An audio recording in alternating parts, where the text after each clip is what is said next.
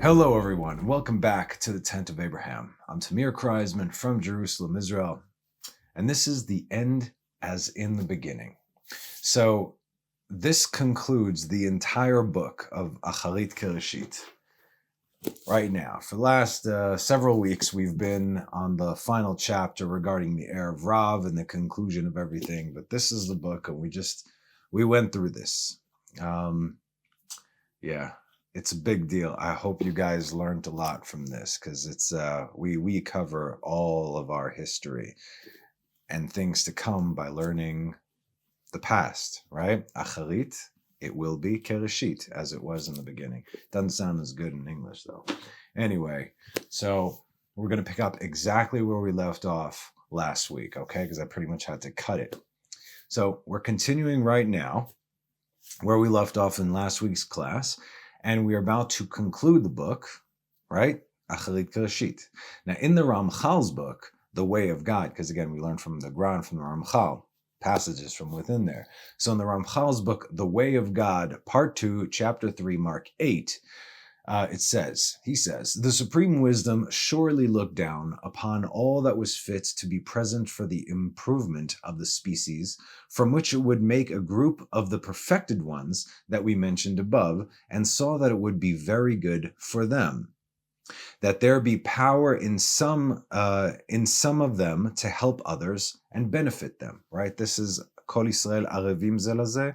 While some are stronger, some would be bestowed with greater powers. Why not for themselves or their own benefit, but so they could lift up Klal Yisrael. These are the tzaddikim in the generations. This means that the matter not be absolute, that only one who comes to perfection from his own ability be from those counted in the group of those in the world to come. Okay? In other words, his own ability, that person's own ability. Meaning, everyone has this ability, but those who are lacking, their friends will pull them up. Okay. Rather, even those whose actions have brought them to a point that if they were to be accompanied by someone else more worthy than they, it's written him, okay, but it's male, female, whatever. He could benefit from perfection and can enter into this category. In other words, if you fall, you have a brother who is on a higher madrega than you, a higher level than you, and they will help you and lift you up, and you will both enter. However, he will be on the lowest level, meaning if someone doesn't do anything, they'll be on the lowest level, which is the level of one dependent upon his fellow. That's called socialism. You waiting for handouts? What level are you on if you don't want to go work for a living, right? And it comes out that the only one to be completely pushed off from perfection is the one who is not fit to enjoy from it, not on account of himself and not on account of being accompanied by someone else. In other words, if you don't prepare yourself for what is to come, why would all the goodness be wasted on you?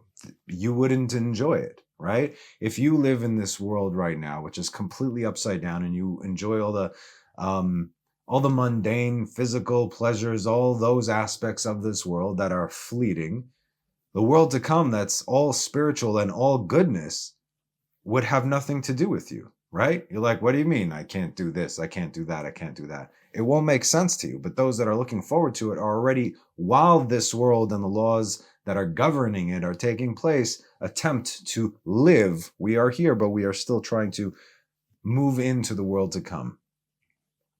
And through this, salvation is more plentiful and more individuals benefit, meaning you have this consciousness moving forward. What are you doing? However, those that benefit and cause others to benefit are certainly greater in the group and will be the leaders, okay? And those that need to be accompanied by them will be subservient to them and will require them. I need your help.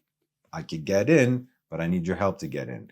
And who are these, those that are benefit, those that cause others to benefit? Torah teachers, for instance, okay? Why? Because let's say I'm teaching you Torah right now. Someone taught me Torah. They get the schut for teaching me Torah. I'm teaching you Torah.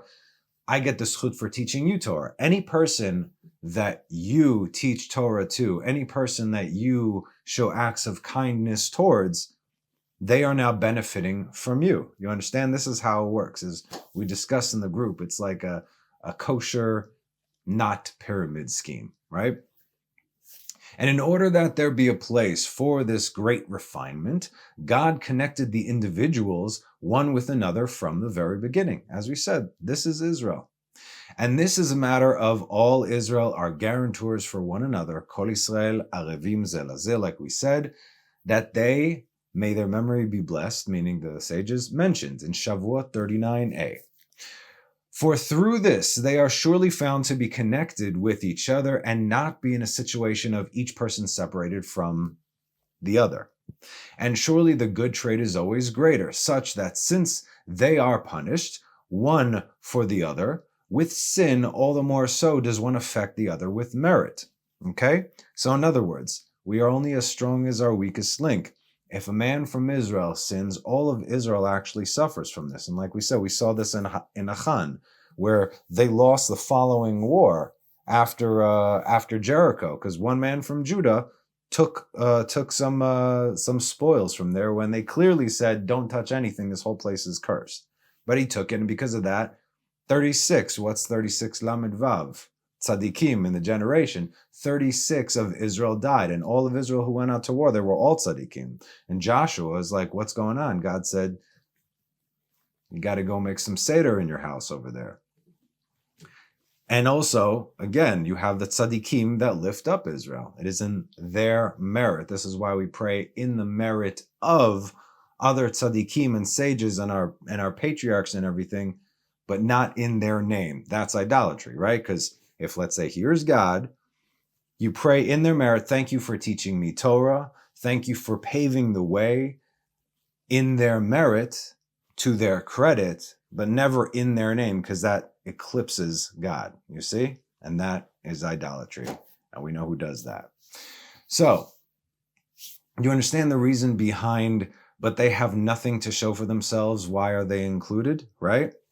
In other words, if you don't do anything, then you're Israel. You got no Torah, you got no mitzvot. Why are you being brought in? What, just because you're Israel? The root, the source of these words can be found in Ramchal's Sefer HaKlalim, number 34, the Book of Rules. However, God will not only use one method, this is still the Ramchal writing, sometimes it will be reward and punishment, and sometimes it's based on Israel's connection. And this is when he knows that those who will carry the rest are mighty men in Torah and mitzvot, as we said, as it said in Psalms 11:5, the Lord tries the righteous, but his soul hates the wicked and the one who loves violence. Okay? Hashem tzadik ivchan. If you are righteous or on your way to becoming righteous, you must be tried. You must be tested. See Abraham, Isaac, Jacob, Joseph, Moses, Aaron, David, and so on, etc. Okay? So, personal note to whoever is out there right now. You have a good life. You learn Torah. You keep the commands, depending on if you're a Jew or non-Jew. You're having a rough go at it. The Lord tries the righteous. Just remember that. Say thank you and take it with a smile. I know you're trying me right now. It is for my own sake, for me to get better. This will not last forever. This is a trial. It has a beginning, a middle, and an end. How are you going to handle it? That's really what it comes down to. It has nothing to do with whether you sinned or didn't sin. Again, there is that thing, and we discussed it way, way earlier through the Ramchal, that God can punish or correct if someone sinned, but that's still a good thing. Or if someone needs to ascend, they have to go through these trials. So one way or another, these trials are going to happen. How are you going to, are you going to take it like a man, or are you going to be lying on the floor weeping, saying, why is this happening to me? Right? This is what it comes down to. And if that's not enough for you, okay, where the Lord tries the righteous, if you still doubt that God has his eye on you, then Proverbs 3:11 and 12. My son, despise not the discipline of the Lord, and do not abhor his chastening. For the Lord chastens the one he loves, as a father placates his son. I told you, understand this now, because tough times are coming. You ain't seen nothing yet right now. This is like the pregame. So back to the Ramchal. The Lord tries the righteous. In the end of days, at the end of the final exile, God will primarily use this method that we just discussed, because through this, the entire world will be rectified. Again, Israel's job is to rectify the rest of the world. And we can only do that if we are one with one another. Remember, there's always someone on a higher and lower level than you are at. No two people can ever be exactly on the same place. It's like you play those video games, right? And you have like several hundred people in the end to remember back in the good old arcade days. So you have your name, and you can, if you're on 78th place, right? So you can't have two people with exactly the same score, even by a decibel. So anyway, not that there were decibels. Okay, we're moving along. So if you move up, that means that someone else is moving down. And they have no idea who this could be. Someone anywhere else in the world. Okay, it's not someone you just might have beef with. But it's always your responsibility to do the best that you can do wherever you're at with whatever tools you have. Again, whoever's around you, that's your trial right now. Now, because by doing this, you personally elevate everyone around you. And that is the root of Israel. Now, when the unity of God is revealed, the Yichud Elyon, the supernal unity, is revealed throughout the world, there will be still levels of reception based on where everyone was holding, meaning it will be merit-based, like we just discussed 5 minutes ago. How much prep time are you doing beforehand? Everything counts, everything. So even though the sinners of Israel have access with zero merit, as said in Jeremiah 50:20, for I will forgive those I leave over, le'asher ashir she'erit, the remnant, okay? He will forgive the remnant, those who have nothing to do with Torah mitzvot, but they are Israel. But the only reason they will even be left over is based on the merit of the righteous that have been tried for the sake of Israel. And to them, they will be on a much, much higher level of reception. Okay? So it's like you got dragged in. The higher the righteous of the generation ascend, so too do the wicked of Israel, like it or not. Okay? We got great tzaddikim, even the lowest of the low are going to highest heights.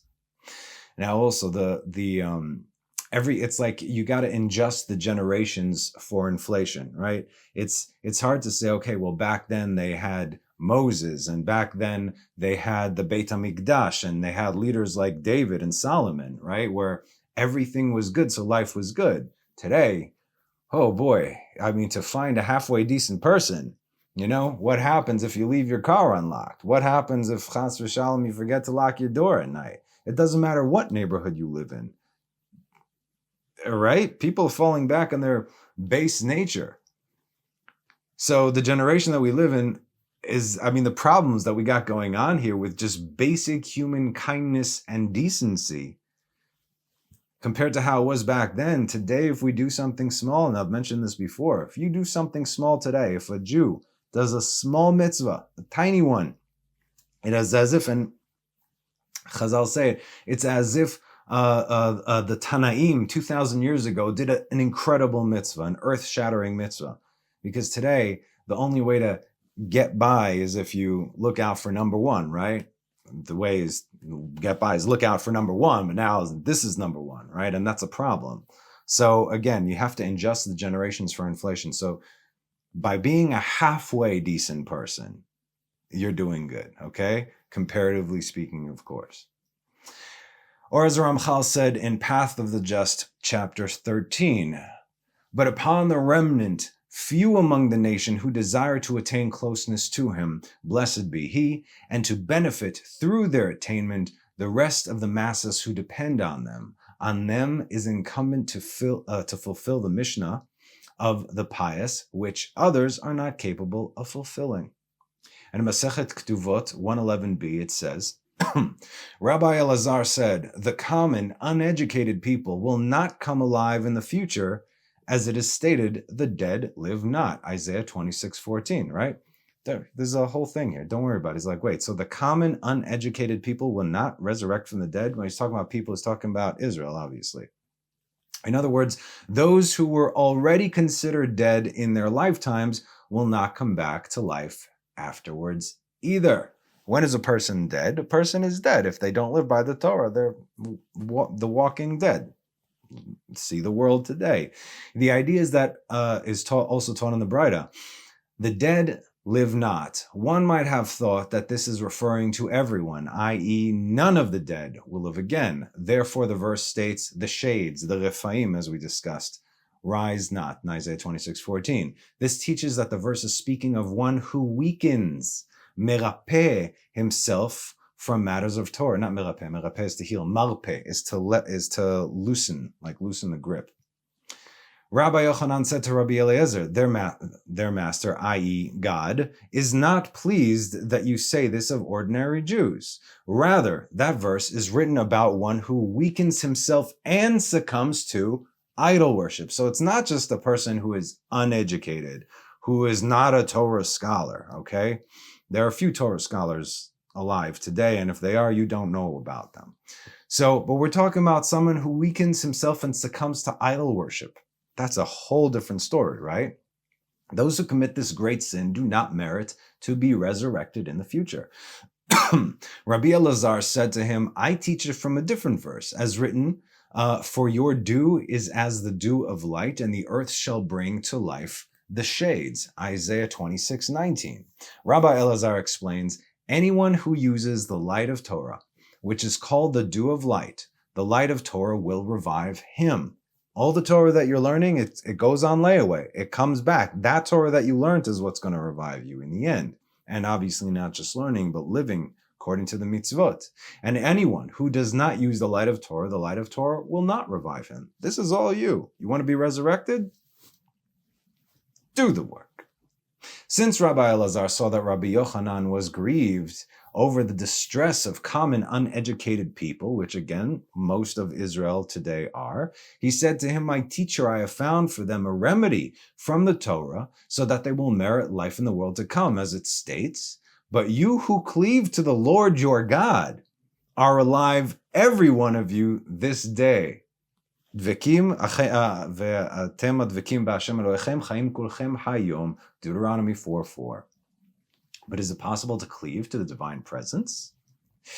Isn't it written, for the Lord your God is a devouring fire in Deuteronomy 4:24?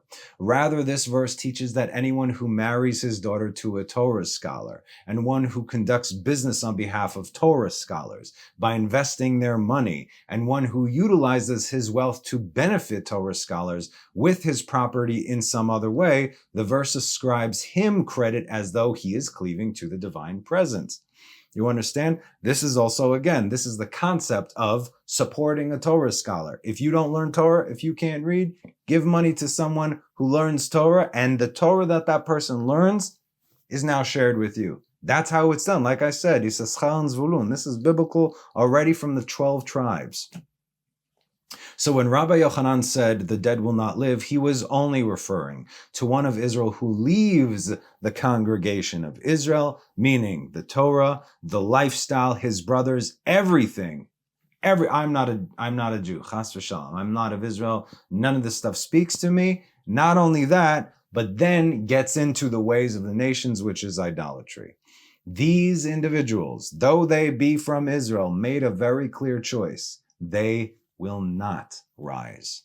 But those of Israel who distance themselves from false doctrines, replacement theology, and whatever other false teachings and teachers out there today, and for the past almost 2,000 years, what is this person called?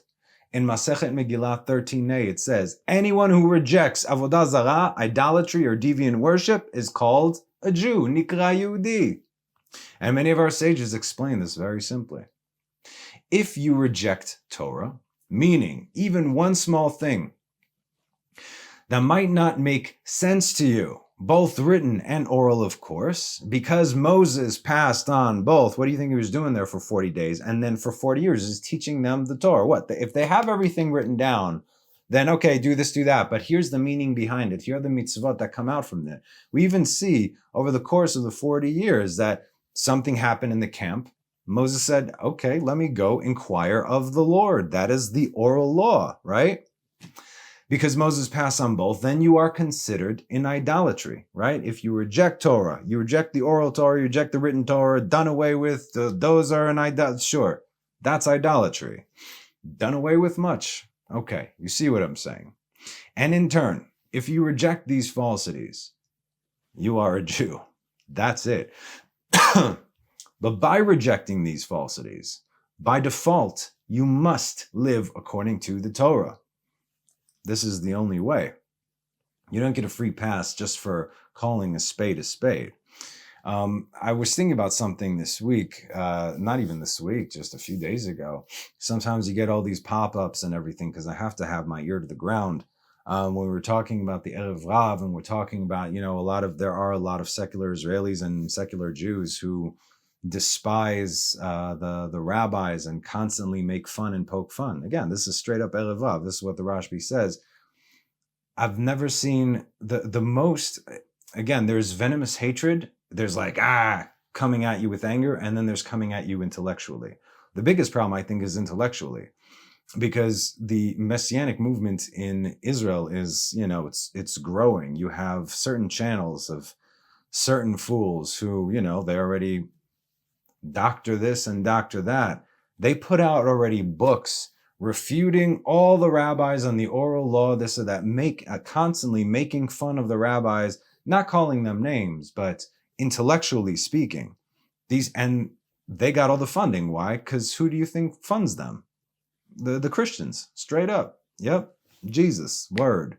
That's what it is. So these people have millions of dollars, and they have all the media platforms and putting out books and all these explanatory videos and whatnot to bash everything. And I'll be honest with you, I don't want to be in those people's vicinity when they have to stand before God for what they have done and are doing right now to other people. And I see the people that are actually drawn to this. These are people that do not know Torah. They do not know Torah. There might be one or two, but again, these are people that don't know Torah. Most of the Messianic movement, people who actually enter, do not know Torah in depth. It's in depth, excuse me. It's just, oh yeah, so this is it. So this means this and this means that, but it doesn't. So again, my people perish for lack of knowledge. Get knowledgeable. This is what's up. Okay, so now we're going to move on a little bit from that. What were we talking about? Okay, so among all these discussions of who is and where is and who's where, our sages come to teach us that there is always hope, meaning no matter where you are, whether you are a Torah scholar or not a Torah scholar, like I said, nobody here's a Torah scholar, whether you know enough Torah or you're concerned, but if this is on your consciousness and you want to learn more and you're striving to learn more, you're in a good place, don't worry, and you will get what you're seeking as long as you stick with it. And where one falls, the other, his fellow, lifts him up. This is the beauty of Israel. This is the uniqueness of the nation of Israel. While all the other nations, the people get judged individually, which is why if a nation gets smacked, you know that they're all in on it. Okay? This is apparent because even someone from Amalek can do tshuva and convert to Judaism, as we have actually seen before. I forgot when there was a teaching. There was a rabbi from the Talmud says, I know, and he spoke, in Masechet Megillah, he spoke specifically about Amalek. He goes, I know I used to be Amalek. So even the Erev Rav, again, can make a choice. That's why they get judged as individuals. But again, all the individuals are one mind, they're a nation, and they get smacked, right? But Israel is a very different story. We get judged individually as well as collectively. You could be a perfect tzaddik, right? But if your fellow is struggling, it's going to cost everyone. We all must be accounted for. This is by design. This is what's going to save everything in the end. Given this understanding, if we take a look at Jeremiah 3:14, return backsliding children, says the Lord, for I possessed you, and I will take you, one from a city and two from a family, and I will bring you to Zion, right? We're familiar with this verse. Many people And other religions have interpretations of this. So few will remain, right? How could it be? But wait, we got to look at it from the right angle. This is not so in the case of Israel. And there's just one example of the understanding that the Ramchal had received in his 515 prayers. I showed you, I think last week or 2 weeks ago, one of the books that I read every morning. Number 177 says, Master of the worlds, Ribon Kol Olamim, you have said that one from every city can exonerate an entire city, and two from a family can exonerate the whole family. It's usually the heads of the family, the father and the mother. For we come to bear witness before you that we believe in your uniqueness, your oneness, and cleave to your love to reveal your faith on all of your holy levels and connect the love from all your creations to one singularity. It goes on. This one in particular is a very long prayer, but this is the relevant part. The meaning of this is that even if the individuals from Israel do not have the merit of Torah and mitzvot, nevertheless, as long as they connect with all of Israel by default, they will merit eternity. Just try and connect with Israel any which way you can. This rectification falls upon everyone from Israel, but particularly the wise and the hasidim. And by the way, you need to know what this thing about is being a chassid, okay? What is a chassid? A chassid is someone who dedicates their entire life, every waking moment, to avodat Hashem, to the works of God. Every single thought, every single step, full dedication from the moment they receive their consciousness, meaning, people, it usually comes from people doing tshuva, right? Some of the biggest hasidim today, when they were 40 years old, 45, 50 years old, well, maybe not 50 years old, but usually in the 30s and 40s, they're like, whoa, and they do tshuva. Now I saw how it was. Now I'm seeing the real thing, and they dedicate everything. So again, from the moment they receive that consciousness until the moment they die, everything, full dedication to God. Abraham, Isaac, and Jacob are the primary examples of what it means to be a chassid. In fact, they occupy their very own realm within the Garden of Eden, exclusively for Hasidim. There are 7 realms within the Garden of Eden, and there's one realm. There's, let's say, one realm only for gerim and for converts, and there's another realm for those who were killed for the name of God, and so on and so forth. And there's one for the Hasidim, and Avraham, Yitzchak, and Yaakov are there. That's their house. That's it. Because again, from the moment they had consciousness, which was when they were small children, until their last breath, they dedicated every waking moment and everything they did with that kind of consciousness to God. And obviously we know there are none like them. In fact, they occupy their own realm. Okay, so let's take a look now what the Ramchal has to say in Path of the Just, chapter 19. There is another primary principle regarding intention in Chassidut, namely, the good of the generation. For it is proper for every chassid to be motivated in his deeds for the good of his entire generation, to bring merit to them and to shield them. That's why, let's say, you have Chabad is called a Chassidut Chabad, Chassidut Breslev, and so on and so forth. But this is what these guys do. They dedicate their lives for this purpose. This is the intent of the verse. Say of the righteous man that he is good, for they shall eat the fruits of their deeds. You will eat the fruit of your own deeds. Isaiah 3:10. That all of the generation eats his fruits. You understand? Everyone is going to merit the fruit of the tzaddikim of those generation. Likewise, our sages of blessed memory expound in Baba Batra 15a. Is there a tree there? Numbers 13:20, right before you go to war. Is there a righteous person who shields the generation like a tree? Because we are likened to trees. You will see that this is the will of God, that the pious of Israel bring merit and atone on all other classes among them. This is what our sages of blessed memory said regarding the lulav and its species. We learned that. Let these come and atone for these. Vaikra Rabbah 30:11. For the Holy One, blessed be He, does not desire the destruction of the wicked. What? Now, Please make a note, these are not the wicked of the nations who hate Israel. That's God. Oh boy, they got it coming. We're talking about, but rather the wicked of Israel who have lost their way.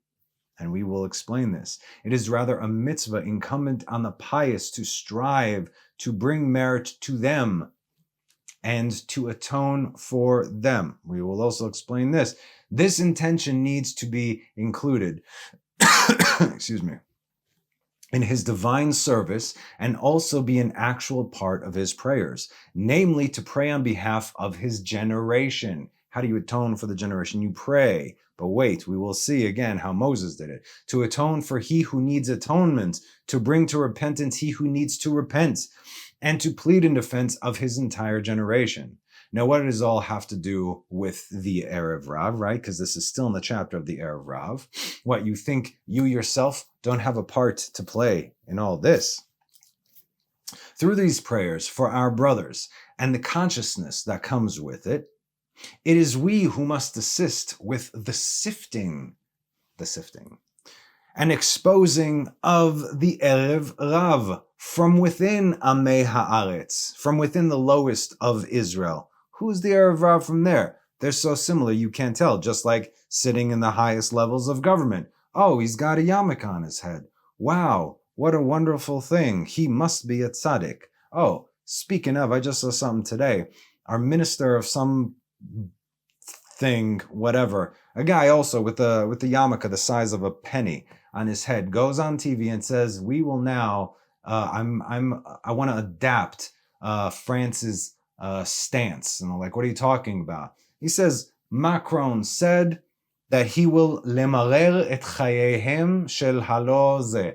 Lemarer, to make their lives bitter. The president of France said, "I want to make the lives bitter of those who do not partake in the magic cure." Now we got the minister in our government, an Orthodox guy supposedly, on TV said the same thing. And I want to make their lives bitter. Who else said that? Vayemareru et chayehem. This is what the Egyptians did to the children of Israel. Government, Erev Rav. Unbelievable. I saw this video today. It's like they're using verbatim from the Tanakh. He says this. You understand? So when you see the Bible coming to life of what happened and where we are, it's showing you exactly where we stand and what time it is. Ah, goodness. Okay. For although we will continue now. For although Amei Haaretz, the lowest of Israel, the most basic of Israel, have been severely weakened in Torah and mitzvot because they have none, they still, through it all, hold on to the name Israel. You are still Israel after all. Even the wicked king Ahab merited the kingdom of his own because he had respect for the Torah. Masechet Sanhedrin 102b. And he's called a very wicked king, one of the worst. Those Amei Haaretz, the good ones, right? Not the Erev Rav, the Amei Haaretz of Israel. Not only should we not reject them, but we are commanded to pray for them and draw them near. This is called kiruv, lekarev, right? Just like korban, to draw near to God, we have to draw them near to us. To ask for mercy so they can be rectified.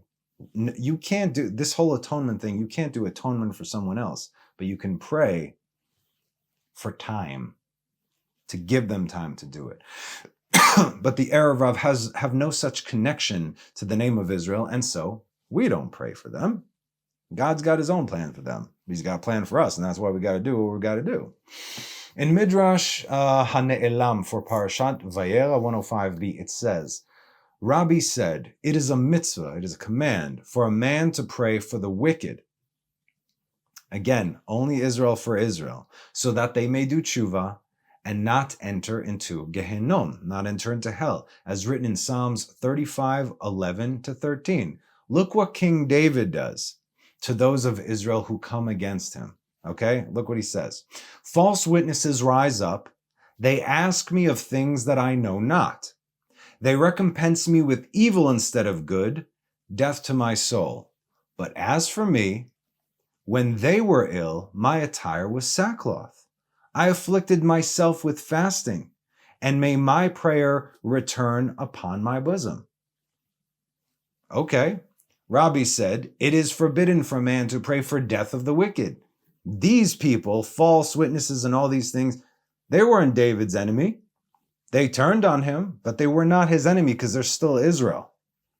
So Rabbi said it's forbidden for man to pray for the death of the wicked, because if God were to take Terah, who's Terach, the father of Abraham, then Abraham would never have come to the world, nor would the tribes of Israel, nor would King David and King Mashiach, and the Torah never would have been given, and all the righteous people and the hasidim and the prophets would never come to be. This is why Moses saw the Egyptian before he killed the Egyptian. Who would come of him? Nothing good would come of him. You're done.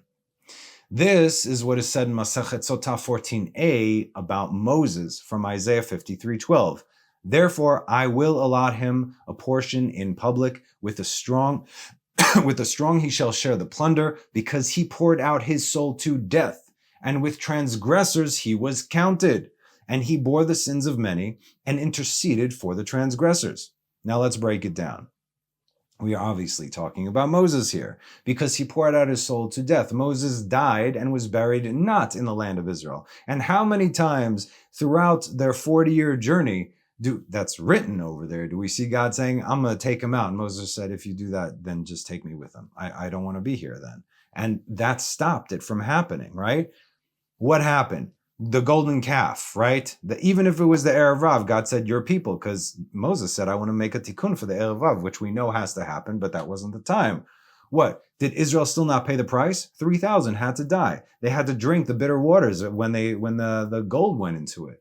So it's not that a person who has a punishment coming to him is not going to get punished. That works in pagan religions. You have to understand, everyone has something that's coming to them. But the ability to do tshuva, that's what we're asking. Give them a moment to atone. That's what this is, even if it is atonement through death. What else? With the transgressors, he was counted. When Israel sinned with the golden calf, Israel sinned with the golden calf, it was the Erev Rav who led and instigated, as God called them your people. And he bore the sins of many. Despite everything he was doing for Israel, they were fighting him 40 years in the wilderness, time and time again. He was their Mashiach. He was their anointed. He was their Redeemer. And they were fighting him all the time. And interceded for the transgressors. He stood between Israel and the wrath of God and said, if you take them out, erase me from your book. Time and time and time again. But what was Moses doing all the time? Did his pleading and prayers remove the sins from Israel? Absolutely not. That's not how it works, right? That we said. That's Christianity. He pleaded with God based on his own promises to give Israel time to do tshuva. You cannot do tshuva for someone else. You can only pray on their behalf, because they could be lost in a fog. They don't see what's going on, blind, deaf, dumb, whatever. You can only pray on their behalf that God will give them time and the understanding to correct their own ways. You cannot correct someone else's ways, but you are responsible if they go astray and you don't do anything to help them. That is intercession. Did the generation of the wilderness not pay for their sins? They had Moses. They had the greatest. Did they not pay for their sins? How many times did they get punished throughout the wilderness? They obviously had it coming, but how many times? The generation did not enter into the land of Israel. Of course they got punished. They, like Moses, they didn't enter the land, which most of the Torah, all the mitzvot are given. When you enter the land, you will do this. When you enter the land, you will do that. But they didn't enter the land. That's why, again, all due respect to the wonderful Jewish communities all over the world, the Orthodox Jewish communities, millions in New York, building yeshivas and congregations, you can't even perform the mitzvot properly. It's all for practice. If you have an opportunity to be in Israel, you have to be in Israel. That's where the mitzvot actually count. The Rambam says that everything outside of the land of Israel is practice, especially if back then they couldn't make Aliyah because there was nothing here. The Christians were ruling this place, the Ottoman Empire, but now finally you could come and you can sort of do what you want still for the time being. What's going on? Again, now it's already too late. Skies are closed. Anyway, so like Moses, they didn't enter the land, but through death, they were forgiven, because death actually cleanses the body and the correction of Gehenom and the Nefesh. Now make no mistake, everyone from Israel sins. That is inevitable. It has to happen.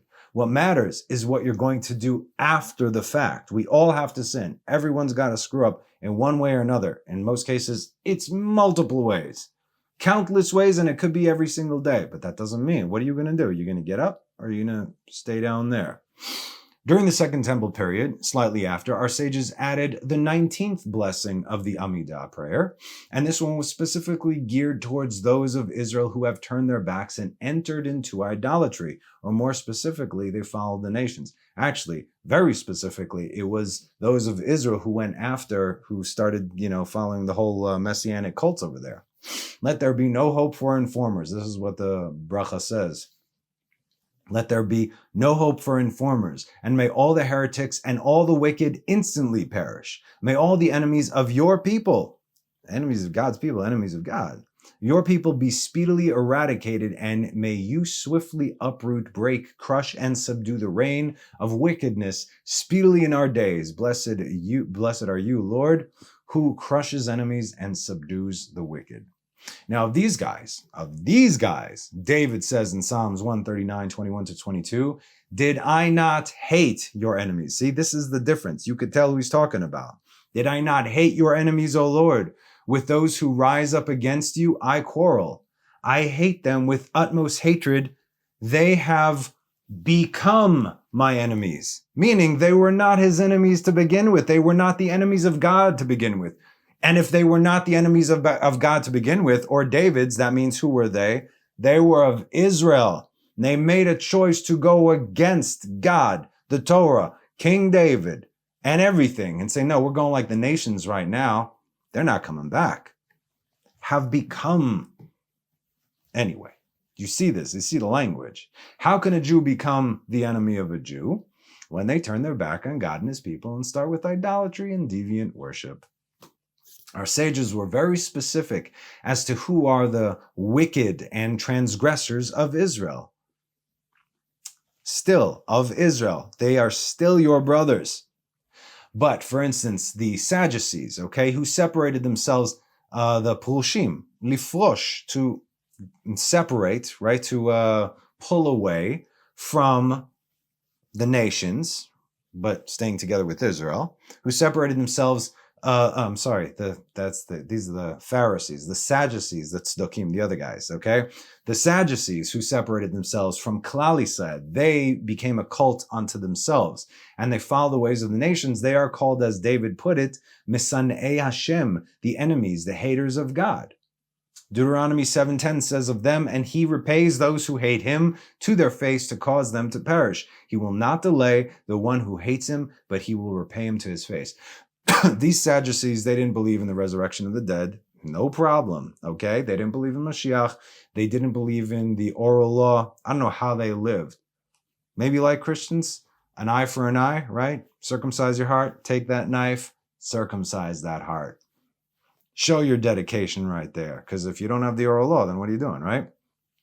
But surely even these individuals who have turned their back on God, his Torah, and his people have some merit. They don't have to be evil, right? They follow their own way of divine worship. This is my way to serve God. Ramchal answers this in The Way of God, Part 2, Chapter 2, Mark 3. For though it will the evildoer receive payment for the little merit he has through his successes, and the righteous one will receive the punishment of his iniquities through his afflictions in it, such that in this manner judgment be perfect for all. So the makeup of the world to come will remain as it should be in the perfect state. In other words, even someone who is in deviant worship, someone who is in idolatry, still did a few good things in this world. You'll get recompense in this world. The tzaddikim will get their punishment in this world. Why? So they will be clean for the world to come. That means that the righteous ones will remain by themselves without an admixture of evildoers among them. They will be separated, and they will be without impediments from themselves for the enjoyment destined for them, whereas the evildoers will be pushed away and perish without there remaining any claim for them at all. You understand? Don't even worry about them. They have no future. However, there's another problem that we face with the Erev Rav today. There's no way to truly tell who is Erev Rav and who is not. I mean, some cases, sure, right? In some cases, it's obvious, but in some cases, it's not. So like I said, if someone doesn't disagree with you, you can't say, it's Erev Rav. No, you don't do that, okay? But if someone is acting by the book against God and like, yeah, okay, prove me wrong, right? The whole point of them is that they are so entangled with Israel. This is the point of the Erev Rav. Erev Rav, entanglement over there. They themselves don't even know who they are. You think Erev Rav's like, yep, I'm from the Amalekites. I'm from the Giborim. I'm a Rephaim. How you doing? It doesn't work like that. They themselves don't know. In the end, everybody's going to know, but they're going to know based on the actions, based on their actions. But we know, according to the Gra, that they are the final thing that is prolonging the redemption. And yet it is our responsibility. Again, I say, it is our responsibility, so says the Gra. Although we have no way of destroying them, because that God does, because God will absolutely do that, just as we read, but we must levarer, to clarify who is truly Israel and who is causing the redemption to be delayed. Again, this is why there's such stringencies on anyone who wants to convert. It's not because you out there who genuinely feel like you are Israel. And again, the only way that you are Israel is if you actually take that step and you become Israel. All right? You got to jump through these hoops, but those hoops are actually not necessarily meant for you, but they're also meant for you. It's to test your brass, to see your will, right? How badly do you want this? But also those that don't want it for the right reasons, not to let them in, to try and discourage them as much as possible. It's like, you don't want any of this stuff. And that is the only way we can have an idea. It comes down to the actions of everyone. That's it. What they say, what they do, how they are. Not only what they do publicly, okay? But how they are when the cameras are not on them. Like I said in my story, the things that I've seen over there in the Messianic world, when the camera's on, you're like, yeah, this seems legit. And then, okay, we got it. Camera's off. It's a whole something. Yeah, okay. How they treat people, same people, how they speak to people. Again, what they do when the camera's off. Unfortunately, now, not everyone, you don't have the luxury of going to places. You can only see what you are shown, right? I mean, isn't that the whole concept of social media? People are putting up a false front. Look at me. That's why I got off of the book of the face thing, right? Why? Right? You show everyone your best, right? Your best, the smartest thing, but that's not who we are. We're all a bunch of screw-ups, really, okay? Self-included. I'm trying right now for an hour and a half, or 2 hours, or however long to focus on one thing. That's why if I go off, you see I go off. That's why I'm writing everything down. I got way too much up here, and how it comes out, oh boy. So I need some order for myself. I'm working on my own thing. So anyway, it comes down to how the person truly behaves, okay? This is what category is going to put them in. So we have to be, So still, we see that there are Erev Rav that have the appearance and mannerisms of tzaddikim, and yet everything they do is for their own benefit. So how can we possibly know this? You don't know what's in their heart, but look at all those incredible things that they're doing. That's why you can't say, okay, because he's there, he must be. We have to be very well aware of this, because the expulsion of the Erev Rav from within our ranks is the final separation that is going to take place before the redemption. Okay? So don't rush to do anything. You can't, you shouldn't, but you must be aware, okay? And then have your spidey senses tingle to where to go and where not to go. Remember, the Ramchal says that they are few in number among Israel, but they are the leaders and the influencers. So not everyone at the top is Erev Rav per se, but they could definitely be under the influence of the Erev Rav and they won't even necessarily know it. But the shot callers, definitely. Which is why we have not been able to get our business together, if you will. With all the cunning and the scheming, it may be so subtle that most people don't even recognize it, even if they know what to look for. Can you imagine our current state when most Jews have no clue of the things that I'm even talking about right now? All these things that I've been teaching you. Okay, over the last 7 months, over the last 2 years, most Jews, even Orthodox Jews, have no clue about what I am saying. And I'll tell you something else. From what I've seen, every time I try and have a conversation with anybody, with another modern Orthodox Jew, they don't have enough information to be able to hold up a conversation. One, two, they absolutely think I'm nuts. If I want to, kick back and have a beer and talk about, I don't know, politics or sports or whatever, sure, mundane things. But if I want to talk about deeper things, it really is a problem. So if you guys think that you are alone out there with the things that you see, I promise you are not, okay? And this is going from amongst Jews, Orthodox Jews here in Israel. It's very, very difficult. People don't want to know this stuff. Leave me alone. Let me just be a good Jew and do all this stuff. But you need to know these things. These are actual commands. We are commanded to have this kind of consciousness. So you guys are not in a bad place. Please trust me on this, okay? Again, if you're out there and you feel like that you have questions, contact me. That's why I say the Jews of today are just as clueless as the rest of the world. So if you guys out there, Jew or not, if you are aware of these things, you're already ahead of the game. In the Ramchal's book, Knowing God's Plan, Part B, Mark 62, it says the following. Just so you know, this is an entirely new book that does not have an English translation, okay? Whatever has an English translation, I'll let you guys know. All right, knowing God's plan. Our sages said in Masechet Eruvin 19a that the criminals of Israel are filled with mitzvot like a rimon, like a pomegranate. Again, Masechet Eruvin 19a, the criminals of Israel are filled with mitzvot like a pomegranate, like the seeds of the pomegranate. Meaning that it is true that 613 mitzvot are organs, limbs, and extremities in the body, and parts even in the neshama and the soul, right? The neshama is the soul. But they all must be rectified through free choice. If God wanted to govern the world only through mercy, through chesed, then the concept of choice would have been removed entirely, and he himself would rectify whatever was needed. On the flip side, if God chose to govern the world only through judgment, then all the single organs and limbs, everything would have to do their own rectification. I'm saying organs and limbs. First of all, there are 613. The bones and the sinews and all these things that equals 613.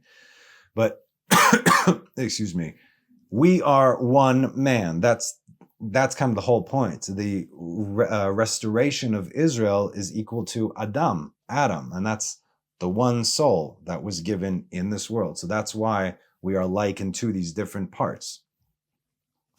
Okay, so in other words, and if it was only through judgment, then we would have to do everything on our own, which we can obviously not do. But since God saw that the world could not stand through judgment, he made it so the few good deeds that have been done would be able to sustain the other limbs.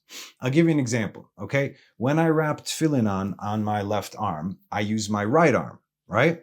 Technically, the left gets the mitzvah, since in a world that is only judgment, it looks at the bottom line, right? Why do we need judgment and mercy? A person stole from that person. So the bottom line is you stole from there. The angel of death will be like, haha, get him. But God's like, wait a minute, let's see the whole story. What happened over there? Well, this and that, and it was a total complete accident and, misunderstanding, whatever. And there's your verdict, right? So that's the difference between only judgment and mercy. We need them both, absolutely. So, like I said, since my right arm, meaning what is my right arm? It is my shoulder, it is my biceps and triceps and elbow and forearms and hands and fingers and joints and all these things, all the muscles and sinews that it took to allow this mitzvah to happen, they get rectified as well, not only the bottom line. You see? You understand? This is why we even pray, ritzat raglaim letova or lera'ah. I'm using my feet. My feet get the merit or the sin based on where I chose to go. If I chose to go do a good thing, my feet and my legs and my body get a mitzvah, whereas if I chose to go, to a negative place, and so on. Which is why God governs his world through judgment, meaning you have to technically make an effort and follow the commands given, but also God gives us grace, and this is the mercy in the fact, in the fact that so many other variables assist us in doing so. So it's none of this is only judgment, and none of this is mercy. Everything was created through judgment, right? Because Elohim is the aspect of judgment. But God saw that the world could not only be through judgment, which is why he fused in there Avraham, Behi Bar'am, the mercy. So it is judgment through mercy. The same concept of one person learning Torah and the other supporting them. Did you learn Torah? No, you didn't learn Torah. The bottom line is you did not learn Torah, so you get no merit for Torah. Wait a minute, hold on. But you did support someone who did learn Torah. And if you helped that person, if you supported that person, that means that person could spend more time learning Torah and less time looking for a job or doing some work, right? Thereby, you merit the Torah as well.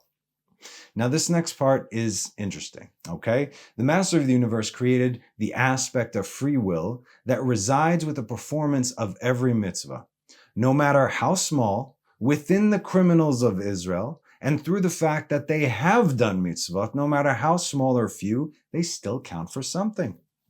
And because of this merit, they will be rectified through punishment in addition to the mitzvot they have performed. Remember, we are speaking of the criminals of Israel. Because when a person goes through punishment, which in all actuality, and very specifically of Israel, is correction, then they get cleansed of the sitra acha that has been tormenting them. What do you think is tormenting you? What is there? Something needs to be cleansed based on the other few good deeds or the choices that they have made. That's how they get cleansed. That's the grace period. We know the way God created the world within his infinite wisdom, that if a soul does not do any sort of rectification, it will be cut off from existence. But this is an impossibility in the case of Israel, because everyone, no matter how bad or how evil, still has some merit, some good deeds, no matter how few. And that, coupled with the correction, which is actually an aspect of mercy, will save that person's soul. And why is correction on the aspect of mercy? Spare thy rod, hate thy son. If you don't get it now, you have no future. And I know, If you don't get it now, you have no future. And I know you didn't ask for this. In fact, you probably don't want it, but this is for your own good. Said the father to his son. The Ramchal gives a further explanation in The Way of God, Part 2, Chapter 2, Mark 4. Gehenom, hell or purgatory, and other spiritual punishments. However, his kindness may he be blessed, also decreed to increase salvation for people, that there be another type of purging for whomever the purging is possible.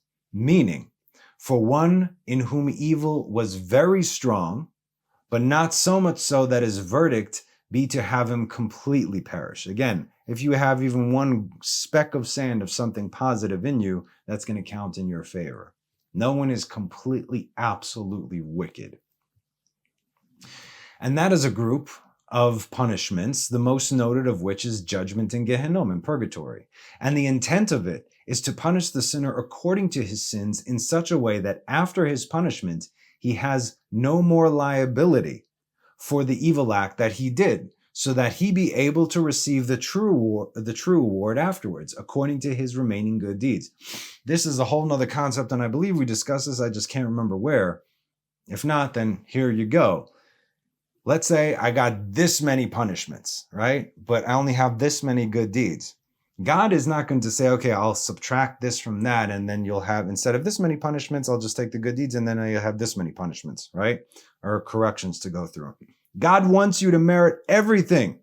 So what's going to happen? He actually separates these two. He sees that you have good things, and he wants you to have it. So what does he do? He said, great, put this on the side.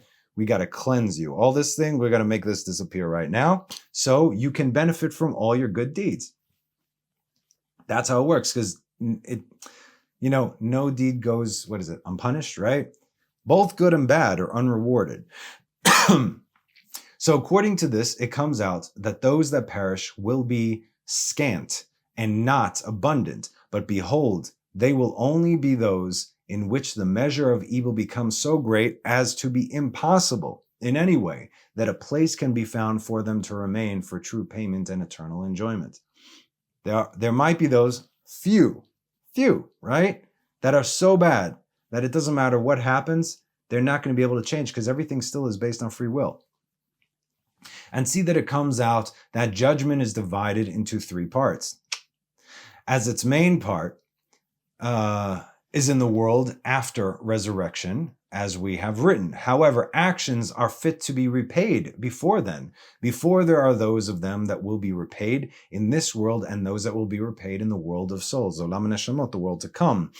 In truth, the elements of priorities of this judgment are only known to the true judge alone. Like we said, God only sees the whole picture. We don't know why people do what, if they did what. That's why it's also a command to judge your fellow favorably. Even if you see that they actually did something bad, spin it any which.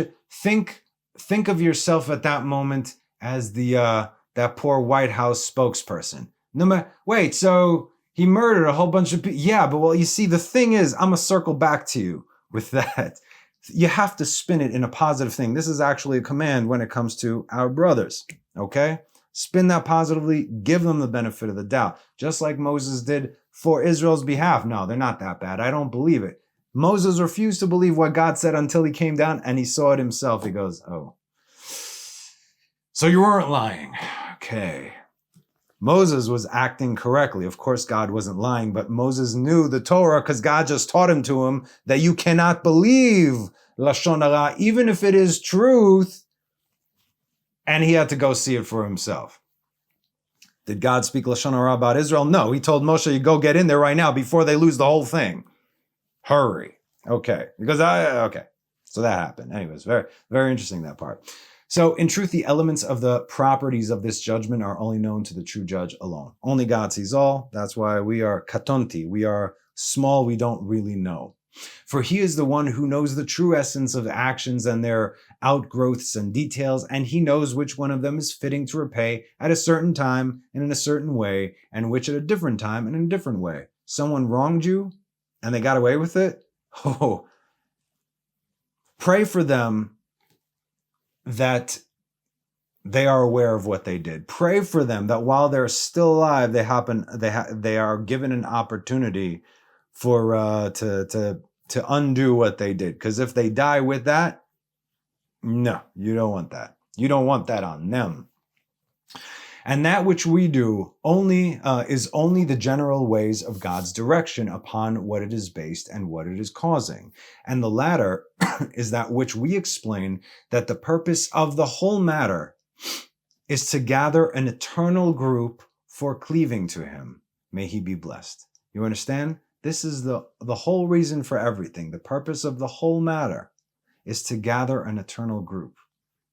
This is the remnant, the Sherid. God is gathering now who is going to be, like Moses said after the golden calf, Mila Shem Elai, who is to God with me. Who is for Mila Shem? Who is for God? Who is to God? Stand on this side right now. And in order for this matter to be perfected as it is, and as is fit, all of these earlier matters were necessary to prepare and make ready this ultimate goal, as we have written. So you see, the only way for us to correct anything is if we choose to do so. If we believe that we are fine where we are, how we are going about our business, we got big problems.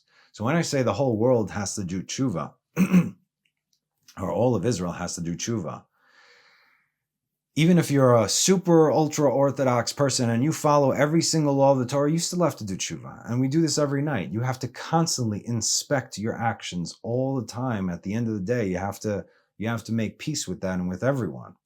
You have to be very aware of this. This is tshuva. You have to understand, okay, where did I go wrong? Maybe I'm a little bit too set in my ways. Maybe I'm already, because I'm doing everything so mechanically, I need to slow down and actually connect to who I'm doing this for or why I'm doing this.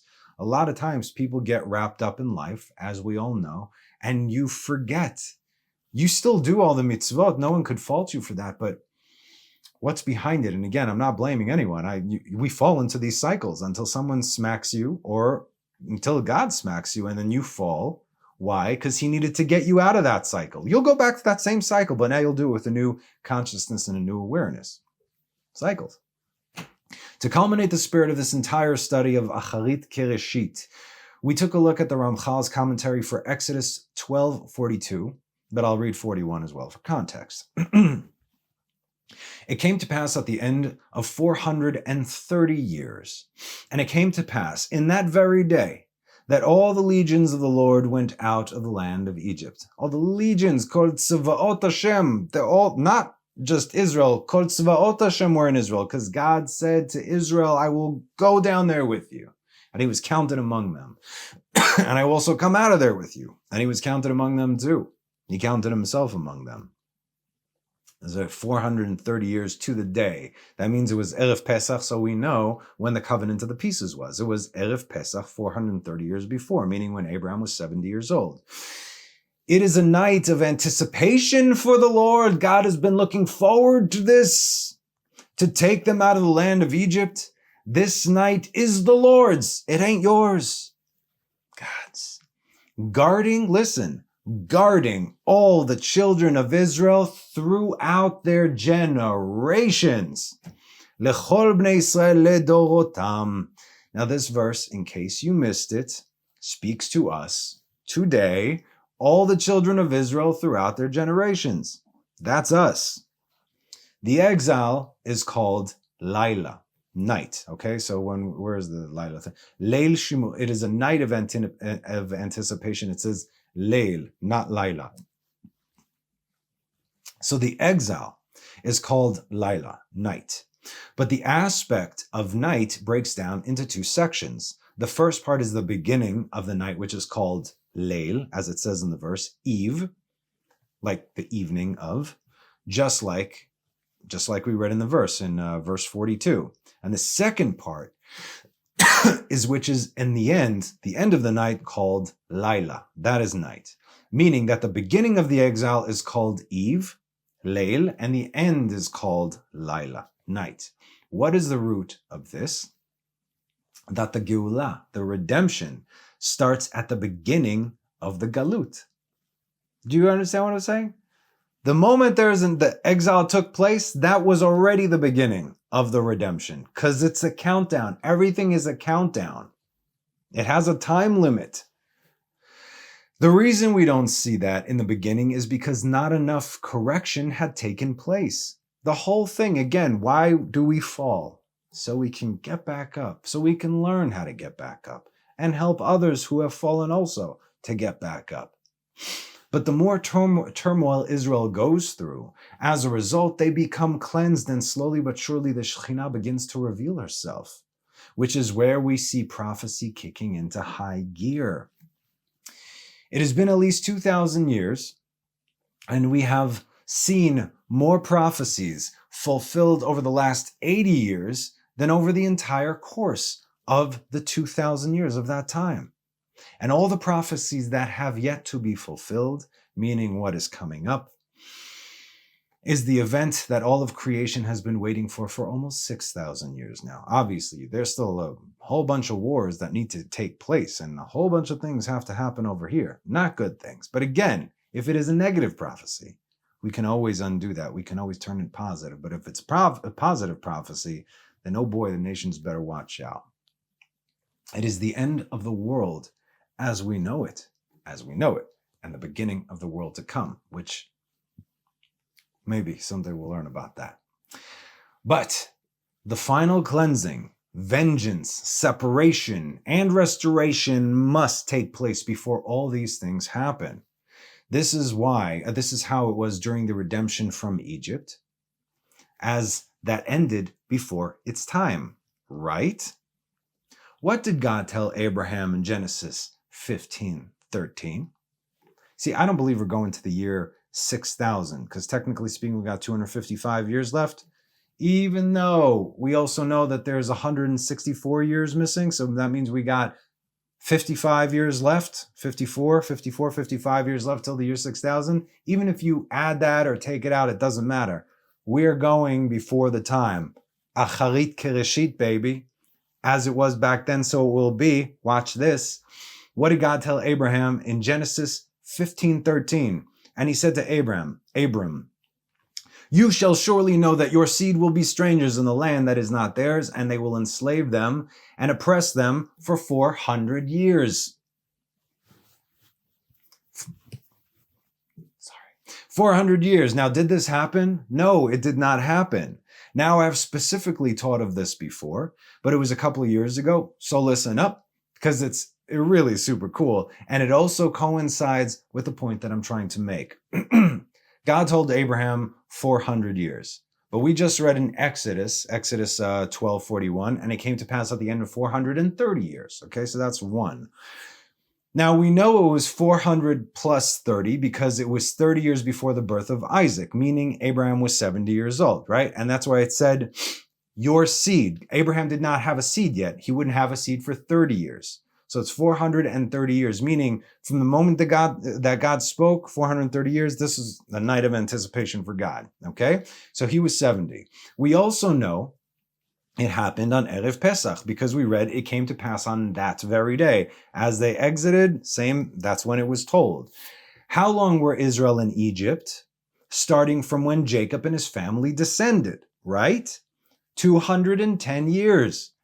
Which we can see when God told Jacob and his family to go down to Egypt by using the word redu. What is redu? Redu is to go down, right? To descend, which is also the numerical value of 210. And were they struggling while were they struggling there even for 210 years? Were they submitted and struggling for 210 years? No, not while Jacob and Joseph and his brothers were alive. Not at all. In fact, they lived better than they did anywhere else. They had the best lives possible, best lives imaginable.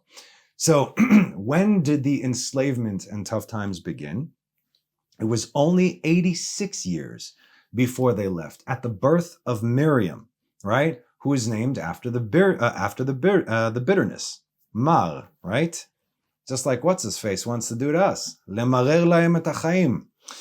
The point I'm trying to make before I lose you here, okay, is that the turmoil of 86 years shortened the 400 plus 30 years of initial planned affliction.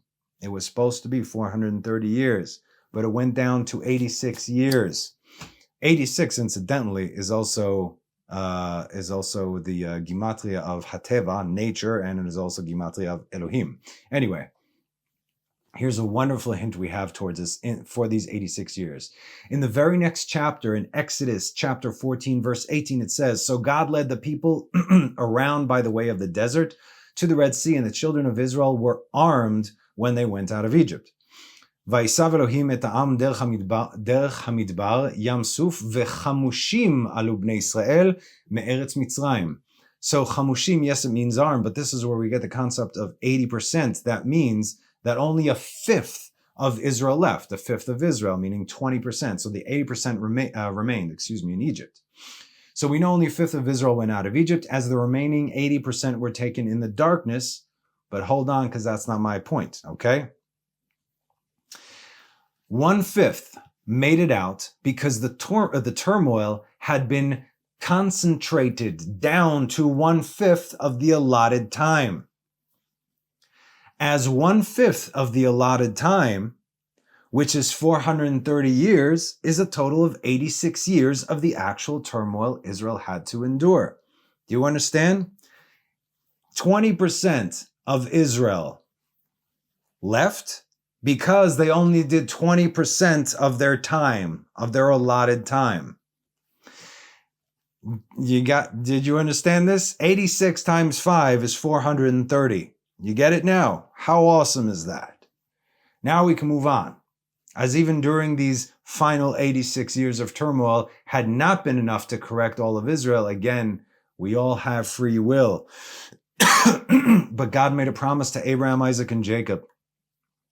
And if we don't course correct while we still have the chance, God is going to correct us for straying, whether we like it or not. And so why did the plague of darkness even exist? Only for the sake of removing the 80% of Israel without the Egyptians knowing it. When God says that all Israel will be saved, that means dead or alive, you're coming with me. Right? Murphy, RoboCop, you guys know this. Although the nations may see death as a failure, we see it as a corrective and an inevitable way of life itself.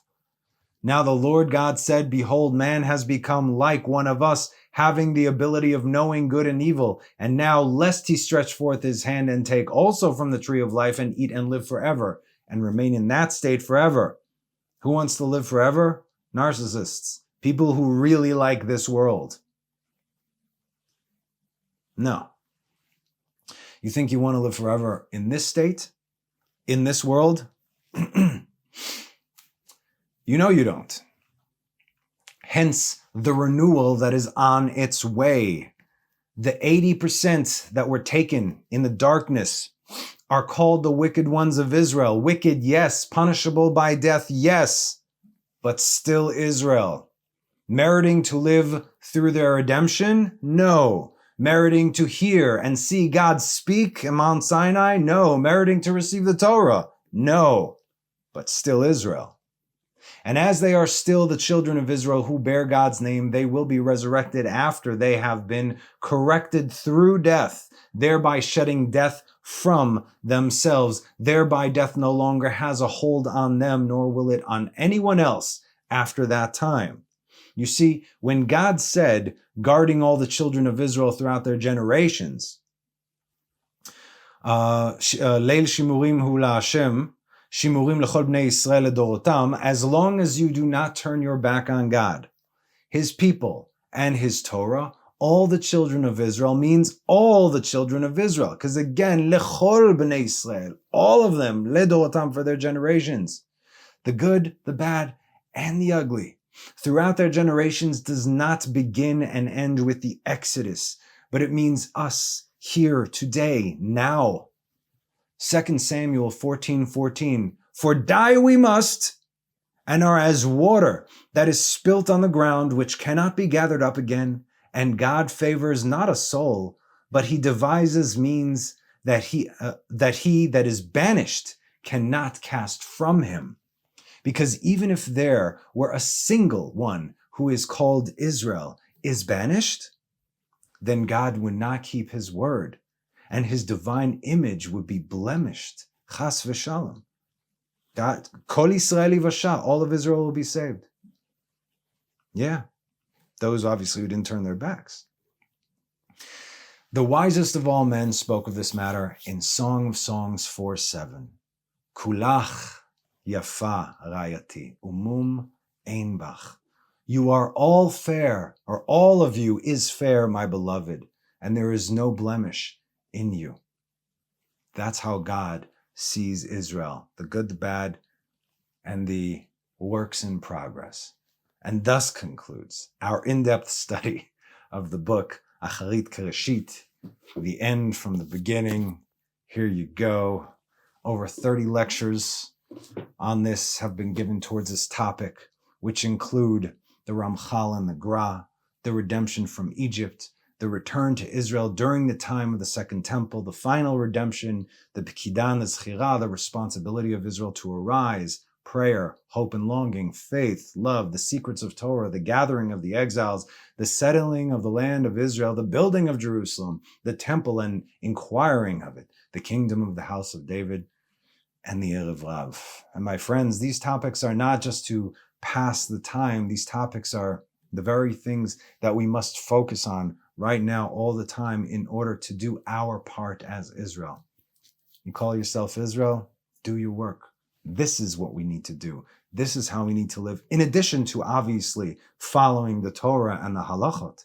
That's basic. That's the most basic. In addition, we need this consciousness, because what are we going to do? How are you going to change the world? But if enough of Israel have consciousness, if however many people are viewing this right now, you have this kind of consciousness, we're making a dent. 500, 1,000, whatever. We're making a dent. One, we're making a dent. Have this consciousness. Know who you are. If you don't know where you've been, how are you going to know where you're going? If you don't know the mistakes that have been made, there's no way for you to correct them within yourself and from former generations. We are here now to do our parts and to complete the rectification, each one according to their place. You have to do what you need to do where you are until God moves you from there, until that task is complete, and you won't need to stay there. You're going to be moved. I can tell you how many times that I moved throughout my life, picked up and just moved and moved, starting from scratch. Was it at least 3 or 4 times? We must understand who we are comes down to our deeds, to our actions, no matter how earth-shattering or minute they may be. Be the best you. We are here now because of the God of Abraham, Isaac, and Jacob. I mean, he wanted us here in this world right now as it shifts and currently shifting into its final stage. These teachings were meant to help us navigate through these times and change the world through the elevation of our consciousness towards that which matters, the ikar, and not towards the mundane, the tafel, that which God commands us to do. Or as the Rashbi says of our generation, 2,000 years ago, Rabbi Shimon Bar Yochai, vai ladoahu, oy vey to that generation, because of the trials that they will go through. But also, ashrei adorahu, blessed is that generation, should they stand fast and complete those trials in that time. Where you're going to go is entirely up to you. The clock is ticking. What are you going to do? If you want to know the end, look no further than the beginning, as acharit kereshit. Remember, ma shaya hu sheyeh. ומה שנעשה הוא שיעשה, ואין כל חדש תחת השמש. What has been is what will be, and what has been done is what will be done, and there is nothing new under the sun. So, I'd like to wish everyone, thank you so much. This book was amazing for me. It really, it did something, and I had to share it with you, and it was a decision, a last-minute decision to go with this, to teach you guys. So thank you so much for sticking with me throughout all this. I know it wasn't easy, but I also know that whoever needed to hear this, heard this, and will hear this. We're not done, don't worry. I'm done with this book, we got more things. So anyway, you guys now, you have a wonderful rest of the week. You have a Shabbat Shalom. And next week, how should I put this? We're going to attempt to not only draw out, but to completely awaken all of the lost sparks of Israel, with your help, of course. So stick around. Bye now.